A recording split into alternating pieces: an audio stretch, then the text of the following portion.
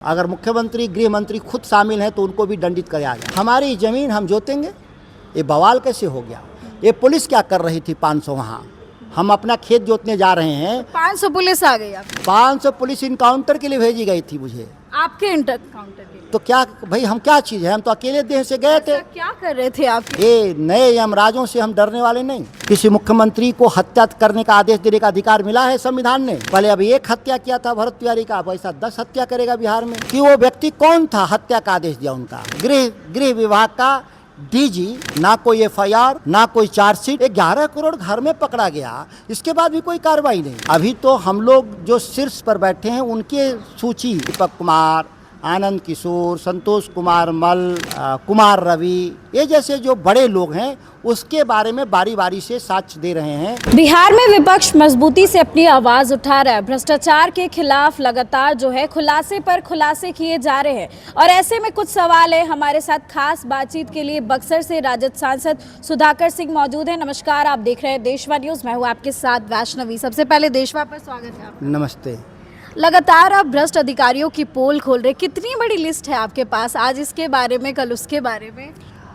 इस बिहार में लिस्ट छोटी बड़ी मछलियों पे तो देखे तो बहुत हो जाएगा। अभी तो हम लोग जो शीर्ष पर बैठे हैं उनके सूची के हिसाब से जो साक्ष्य हैं हम लोग बता रहे हैं आमजन को, मीडिया को। वो सूची बहुत लंबी है, लेकिन जो अभी की जो बड़े लोग, मतलब कि जिसमें दीपक कुमार, आनंद किशोर, संतोष कुमार मल, तारणी प्रसाद, कुमार रवि, ये जैसे जो बड़े लोग हैं उसके बारे में बारी बारी से साक्ष्य दे रहे हैं। क्योंकि साक्ष्यों को पढ़ने में वक्त लगता है, बहुत 2-2, 4-4 हज़ार पेज की कागज़ होता है जिसको समराइज करने में वक्त लगता है। ये सवाल है कि सिर्फ ये अधिकारी नहीं बल्कि इनके टाइम में जो नेता थे उनके बारे में भी अब सवाल खड़े हो रहे हैं। कोई और नहीं बल्कि पूर्व CM नीतीश कुमार, जिन पर भ्रष्टाचार के कभी आरोप नहीं लगे। आप बताइए उनके अधिकारी। लालू प्रसाद जी को चारा घोटाले में क्यों सजा हुई थी? यही उन पर आरोप था कि चारा घोटाले के अभियुक्तों को उन्होंने सेवा विस्तार दिया था। जब इस मामले में तारणी प्रसाद सेवा निवृत्त अधिकारी मुख्य अभियंता भवन निर्माण को 2 साल का सेवा विस्तार दिया गया और उस सेवा विस्तार के दौरान 11 अरब रुपया वसूली हुआ, जिसमें से 11 करोड़ तो उसके घर में नकद पकड़ा गया। और कुमार रवि ने जब उसका सेवा विस्तार दे रहे थे तो विभाग के भीतर जो ज्वाइंट सेक्रेटरी थे स्थापना इस्टेब्लिशमेंट, उन्होंने कहा कि भ्रष्ट अधिकारी है, इसको नहीं सेवा विस्तार दिया जाएगा। तो कुमार रवि ने उनको हटा दिया और हटा करके नए स्थापना अधिकारी का नियुक्ति करके और उसने सेवा विस्तार दिया, जिस पर जयंत राज मंत्री और मुख्यमंत्री नीतीश कुमार का भी दस्तखत हुआ। ये गुनाह में सभी लोग शामिल हैं, लेकिन क्या हुआ? ना कोई जांच, ना कोई FIR, ना कोई चार्जशीट। तो आखिर हो क्या रहा है बिहार में? 11 करोड़ घर में पकड़ा गया, इसके बाद भी कोई कार्रवाई नहीं। तो ये देश के भीतर एक नई परंपरा और राज्य के भीतर कायम किया जा रहा है कि जो भ्रष्ट लोग हैं और सत्ता के संरक्षण में हैं और हिस्सेदारी समय से दे रहे हैं, ऐसे पे कोई कार्रवाई नहीं, और जो नहीं इनमें इनके साथ मिलकर काम करेंगे उनको दंडित किया जाएगा। तेजस्वी यादव जब साथ थे नीतीश कुमार के साथ, तो ये कहा जा रहा था कि ये घोटाला उनके ही समय में है और वो सब कुछ जानते हैं इस बात में। तेजस्वी यादव जी के ज़माने में अगर कोई मामला है तो तेजस्वी यादव जी से क्यों नहीं पूछताछ किया ईडी ने? भाजपा जांच को आगे क्यों नहीं बढ़ाई? सरकार तो भाजपा चला रही है ना, कि तेजस्वी जी चला रहे हैं?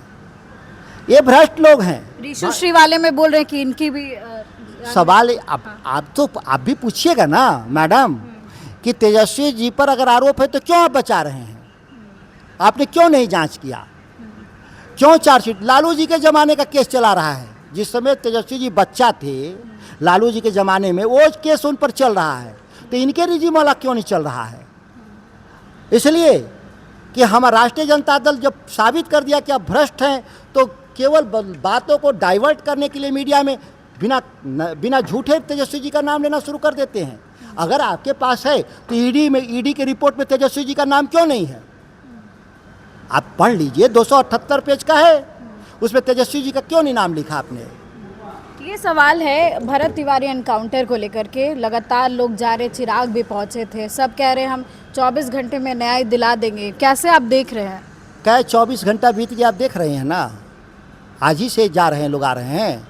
देखिए, इसमें न्याय एक ही है कि वो व्यक्ति कौन था, हत्या का आदेश दिया उनका। वो हत्या का आदेश देने वाला गृह विभाग का डीजी कुंदन कृष्णन था, जो एसटीएफ का इंचार्ज था, जो पटना से स्पेशल टास्क फोर्स भेज करके उस बच्चे की हत्या किया।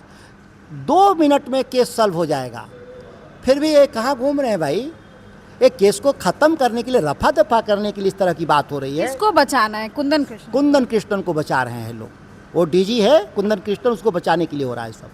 ये सब तो कुंदन कृष्णन को बचाने के लिए हो रहा होगा, लेकिन एक नागमणि है, उनका नाम आपने सुना होगा, नागमणि कुशवाहा, पूर्व केंद्रीय मंत्री।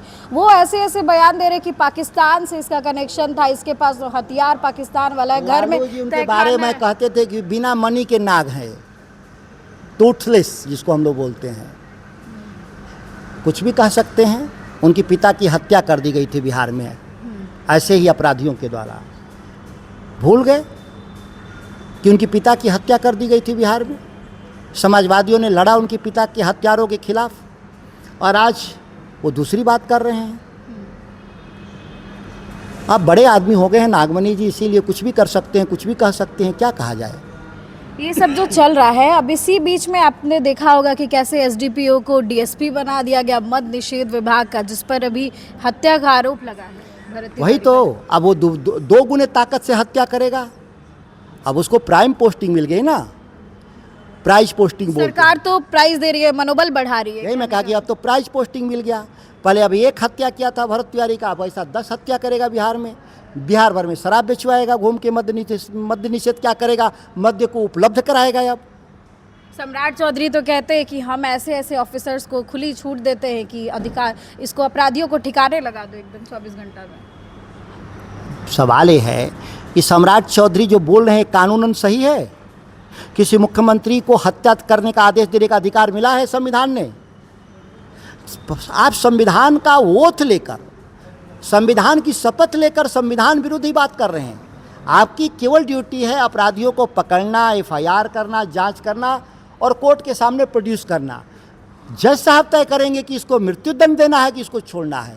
आप यमराज हैं क्या, किसी की हत्या के आदेश दे देंगे?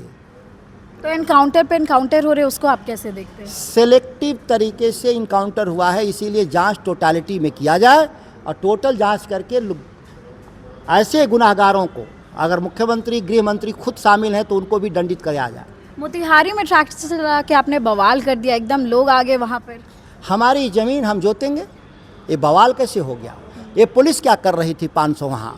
हम अपना खेत जोतने जा रहे हैं, 500 पुलिस आ गई। आप 500 पुलिस इनकाउंटर के लिए भेजी गई थी मुझे। आपके इनकाउंटर के लिए? तो क्या भाई, हम क्या चीज़ है? हम तो अकेले देह से गए थे। क्या कर रहे थे आपके इनकाउंटर के? हम अपनी ज़मीन जोत रहे थे। 800 एकड़ की ज़मीन कब्जा कर रहे थे लोग। हाँ। और हम किसानों के साथ अपनी ज़मीन कब्जा कर रहे थे। वो हमारी ज़मीन है, सरकार की ज़मीन नहीं है। 800 करोड़ उसका दाम है। वो देना चाहते हैं किसी अडानी अंबानी को कब्जा करके, और हम लोग लड़ेंगे बिहार में अपने। तो आप घबराए नहीं इतने पुलिस वालों को देखकर कि अभी तो एनकाउंटर हो रहा है, बताओ कुछ हो क्या गया? होगा? ये नए यमराजों से हम डरने वाले नहीं। ऊपर वाले यमराज से बहुत डर लगता है मुझे, लेकिन नीचे वाले यमराजों से मुझे नहीं डर लगता। सुधाकर जी, आखिरी सवाल करेंगे। स्टेट हाईवेज पर अब किलोमीटर के हिसाब से टैक्स लिया जाएगा, बास घाट पर पैसे बढ़ गए। अब तो लाश फूकने के पैसे लग रहे हैं, तो रोड पर गाड़ी का पैसा तो छोटा पैसा न हो गया। आदमी कहता है कि जब इंसान की अंतिम यात्रा सम्मानजनक होना चाहिए, लेकिन एक कफन चोर वहाँ पे भी पहुँच गए। अब वो 300 की जगह 3500 लेंगे, तो क्या कहा जाए इसमें? अच्छा, राबड़ी आवास खाली हुआ तो अब तहखाने की बात हो रही कि अब तहखाना पता चल कहाँ है तहखाना? नीरज भैया को लेके जाना चाहिए तहखाना में। कहाँ है तहखाना भाई सुधाकर जी? सबको तो, किसी को तो नहीं, लेकिन तहखाना नीरज भाई को जरूर दिखा देना चाहिए। वही कुछ कहे थे कि तहखाना बना हुआ है, कुछ पैसा है उसमें, उस खजाना जो कुछ है वो जाना चाहिए नीरज भैया को। अरे मान लीजिए उस तहखाना अगर है, हो सकता है कोई सामान हमारा हो, हम हटा लिए हों, तहखाना तो नहीं ना हटेगा।